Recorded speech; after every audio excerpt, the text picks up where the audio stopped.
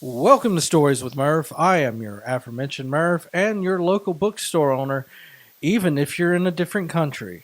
Don't think about it, just go with me.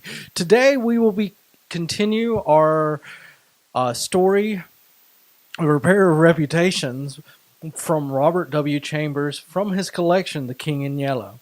As I mentioned before, The King in Yellow has been popularized recently by True Detective, the HBO series, and when I say recently, within the last 10 years or so.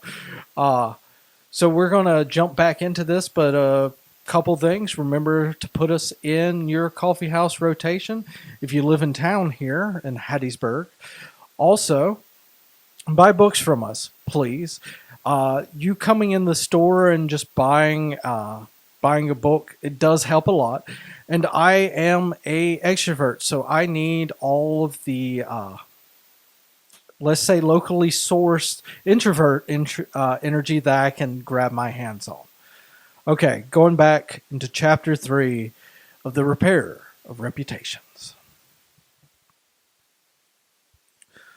One morning, early in May, I stood before the steel safe in my bedroom, trying on the gold and jeweled crown. The diamonds flashed fire as I turned to the mirror, and the heavily beaten gold burned like a halo about my head. I remembered Camilla's agonized scream and the awful words echoing through the dim streets of Carcosa. They were the last lines in the first act, and I dared not think of what followed, dared not even in the spring sunshine, there in my own room, surrounded with familiar objects, reassured by the bustle from the street and the voices of the servants in the hallway outside. For those poison words had dropped slowly into my heart as death sweat drops upon a bedsheet and is absorbed. Trembling, I put the diadem from my head and wiped my forehead. But I thought of Hastur and of my own rightful obligation, and I remembered Mr. Wilde as I had left him, his face all torn and bloody from the claws of that devil's creature. And what he said, what he said. The alarm bells in the safe began to whir harshly, and I knew my time was up, but I would not heed it. And replacing the flashing circlet upon my head, I turned defiantly to the mirror. I stood for a long time absorbed in the changing expression of my own eyes. The mirror reflected a face which was like my own but wider, and so thin that I hardly recognized it. And all the time it kept repeating between clenched teeth, "The day has come, the day has come," while the alarm in the safe whirred and clamored, and the diamonds sparkled and flamed above my brow. I heard a door open, but I did not heed it. It was only when I saw two faces in the mirror. It was only when another face rose over my shoulder and two other eyes met mine. I wheeled like a flash and seized a long knife from my dressing table. And my cousin sprang back very pale, crying, "Hildred, for God's sake!" Then as my hand fell, he said, it is I, Lewis. Don't you know me?" I stood silent. I could not have spoken for my life. He walked up to me and took the knife from my hand. "What is all this?" he inquired in a gentle voice. "Are you ill?" "I'm going southern when I was trying to go New England." "No," I replied, but I doubt if he heard me. Come on, old fellow," he cried. "Take off that brass crown and toddle into the study. Are you going to a masquerade? What's all this theatrical tinsel, anyway?" I was glad he thought the crown was made of brass and paste, yet I didn't like him any the better for thinking so. I let him take it from my hand, knowing it was best to humor him. He tossed the splendid diadem in the air and, catching it, turned to me smiling. It's dear at 50 cents, he said. "What is it for?" I did not answer, but took the circlet from his hands and, placing it in the safe, shut the massive steel door. The alarm ceased its infernal din at once. He watched me curiously, but did not speak, did not seem to notice the sudden ceasing of the alarm. He did, however, speak of the safe as a biscuit box. Fearing lest he might examine the combination, I led the way into my study. Louis threw himself upon himself on the sofa and flicked at flies with his eternal riding whip. He wore his fatigue uniform with the braided jacket and the jaunty cap, and I noticed that his riding boots were all splashed with red mud. "Where have you been?" I inquired. "Jumping mud creeks in Jersey," he said. "I haven't had time to change yet. I was rather in a hurry to see you. Haven't you got a glass of something? I'm dead tired. I've been in the saddle 24 hours. I gave him some brandy from my medicinal store, which he drank with a grimace. "Damned bad stuff," he observed. "I'll give you an address where they sell brandy that is brandy." "It's good enough for my needs," I said indifferently. "I use it to rub my chest with." He stared and flicked at another fly. "See here, old fellow," he began. "I've got something to suggest to you. It's 4 years now that you've shut yourself up in here like an owl, never going anywhere, never taking any healthy exercise, never doing a damn thing but poring over these books up on the mantelpiece." He glanced along the shelves. "Napoleon, Napoleon, Napoleon," he read. "For heaven's sake, have you nothing but Napoleons there?" "I wish they were bound in gold," I said. "But wait, yes, there is another book. The King in Yellow." I looked him steadily in the eye. Have you ever read it? I asked. "I? No, thank God. I don't want to be driven crazy." I saw he regretted his speech as soon as he had uttered it. There's only one word which I loathe more than lunatic, and that is crazy. But I controlled myself and asked him why The King in Yellow was dangerous. "Oh, I don't know," he said hastily. "I only remember the excitement it created and the denunciations from pulpits and press. I believe the author shot himself after bringing forth this monstrosity, didn't he?" "I understand he is still alive," I answered. "It's probably true," he muttered.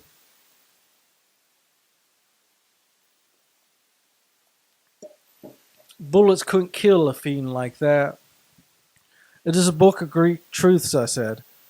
"Yes," he replied. "Of truths that send men trying to go back southern again. Sorry, guys.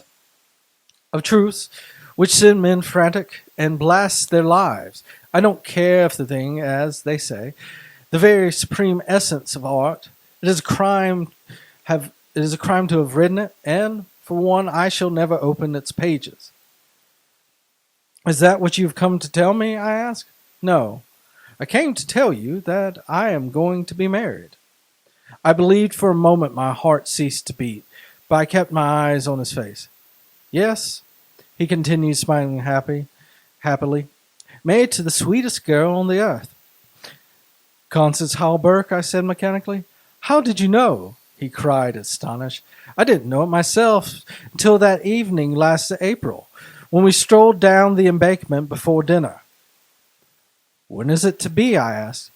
"It was to have been next September, but an hour ago a dispatch came ordering our regiment to Presidio, San Francisco, and we leave at noon tomorrow." "Tomorrow," he repeated. "Just think, Hildred, tomorrow I shall be the happiest fellow that ever drew breath in this jolly world, for Constance will go with me." I offered him my hand of congratulation, and he seized it and shook it like the good-natured fool he was, or pretended to be. I'm going to get my squadron as a wedding present," he rattled on. "Captain and Mrs. Louis Castagani, Hildred?"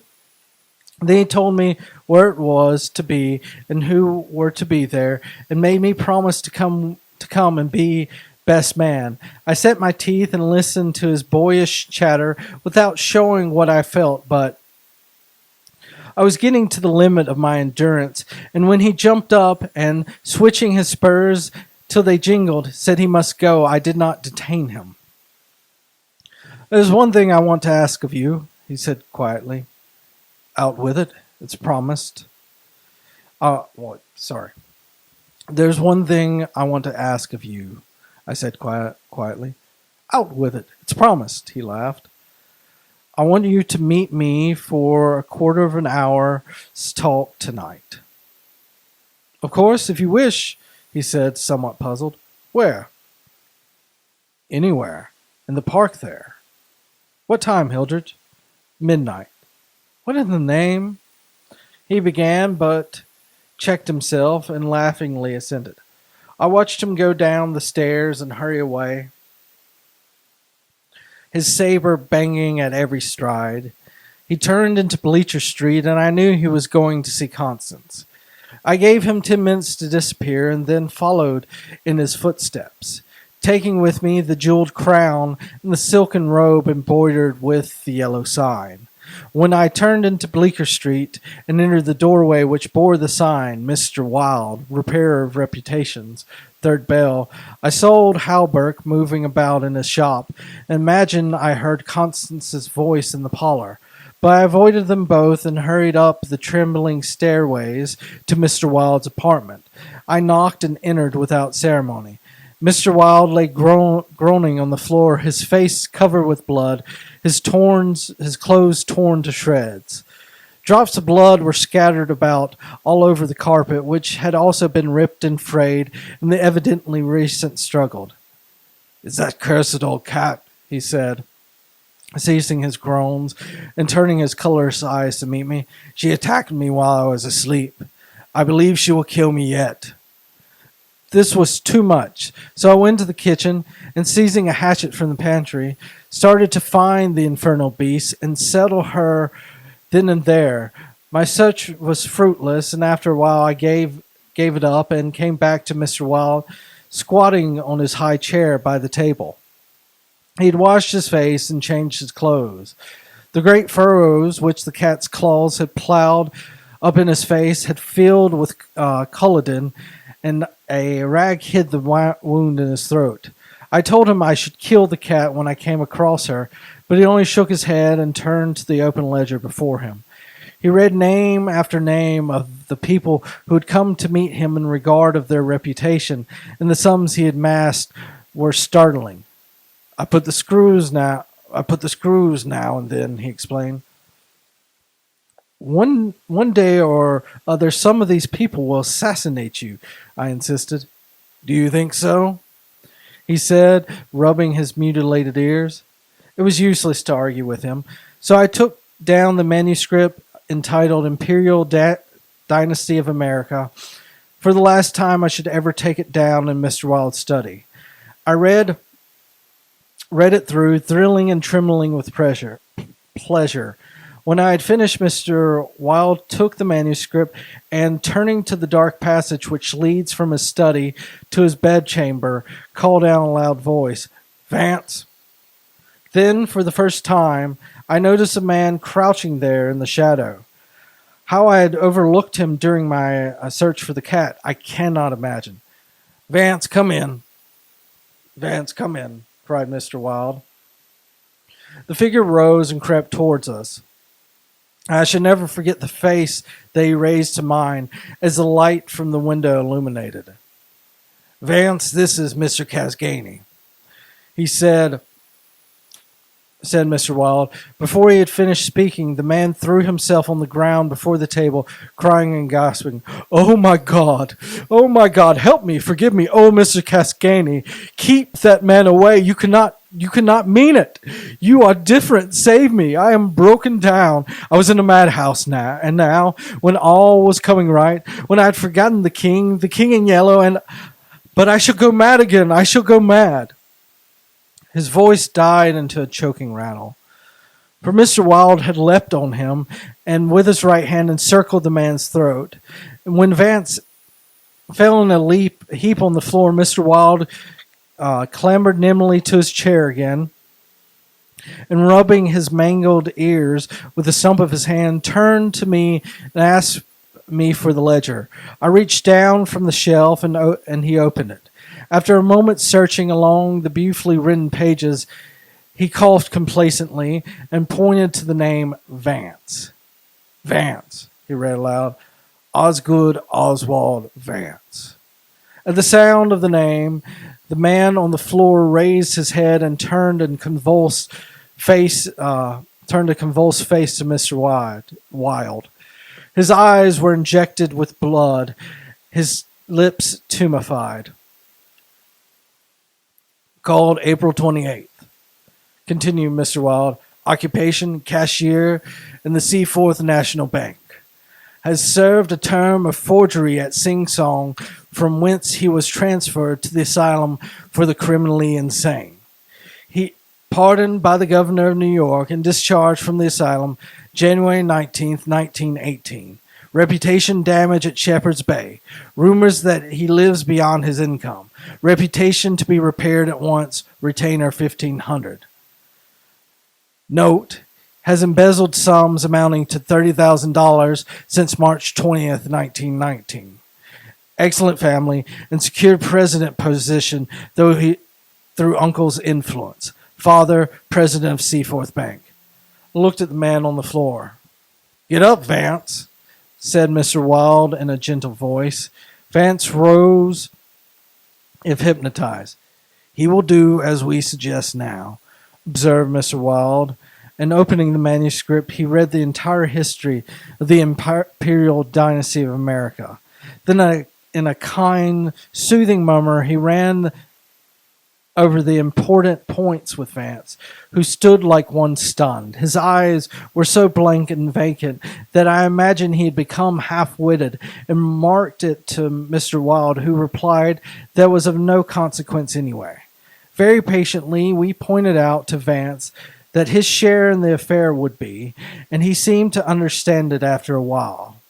Mr. Wilde explained the manuscript using separate volumes on heraldry to substantiate the result of his searches. He mentioned the establishment of the dynasty in Carcosa, the lakes which he connected to Hastur, Aldebaran, and the mystery of the Hades. He spoke of Casilda and Camilla, and sounded the cloudy depths of Dimri and the lake of Halley. The scalloped tatters of the king in yellow must hide Ythil forever, he muttered. But I do not believe Vance heard him. Then by degrees he led Vance along the ramifications of the imperial family to Ut, to Thale, to Noatalb, and the phantoms of truth, to Aldones, and then, tossing aside his manuscript and notes, he began the wonderful story of the last king. Fascinated and thrilled, I watched him. He threw up his head. His long arms were stretched out in a magnificent gesture of pride and power, and his eyes blazed in their sockets like two emeralds. Vance listened, stupefied. As for me, when at last Mr. Wilde had finished and pointing to me cried, "The cousin of the king," my head swam with excitement. Controlling myself with superhuman effort, I explained to Vance why I alone was worthy of the crown and why my cousin must be exiled or die.